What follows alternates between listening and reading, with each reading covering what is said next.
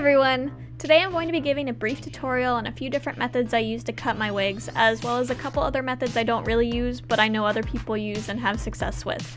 So just gonna throw it all out there since what works for me might not necessarily work for you and vice versa. So let's get started. To begin, I'm going to start by showing you guys the method I use the most, as I really like the way this cut looks when I'm done. Not sure if this cutting method has a legitimate name or not, but I refer to it as the razoring method. To do this, I hold onto the ends of my hair firmly, trying to take relatively small chunks of hair at a time, and glide my open scissors up and down across the fibers in the area I want to take off length. You mostly want to let the blades do the work rather than opening and closing the scissors to get the job done. As you can see, this creates really wispy ends, which comes in handy when spiking wigs, but also gives what I feel is more of that anime feathery feel. Just make sure if you cut like this to continuously brush out your hair, as dragging your scissor blade across the fibers like this will definitely begin to tangle things. The next method I use a lot is cutting vertically into the fibers. By cutting vertically into the fibers, you still get that unevenness at the bottom that gives you a wispy feeling. However, it's not quite as wispy as the first method. This can be great if you want your wig to look a little bit more clean cut than the razoring produces, and unlike with the razoring, this method doesn't tangle your fibers at all, so it'll stay smooth and silky the whole way through.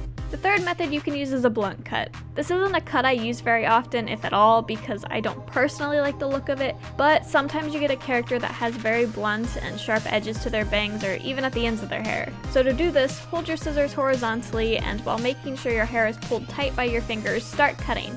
If you hold the scissors more at a 45-degree angle instead of 90 degrees straight across, that can help it not be quite so blunt but still give you the same effect. Now these next two methods I'm going to show you are more things you can do to a blunt cut to make it less blunt and not really a good way to take length off a wig. So for example, say you've cut bangs into your wig and they're thick or blocky, so you want to thin them out a little bit without taking off length. You can use these methods to help with that. So one method you can use is thinning shears. These are scissors designed to only cut like every other chunk of hair, so when you make a cut, instead of it taking off the entire length, it'll only take off some of it but leave the rest long, which thins out the bottom a bit. This is a tool I've used maybe twice in the entire time I've been wig styling, and I personally hate these things. We do not get along, and I've never liked the way the cuts look in the end. However, I know tons of cosplayers who use thinning shears and love them.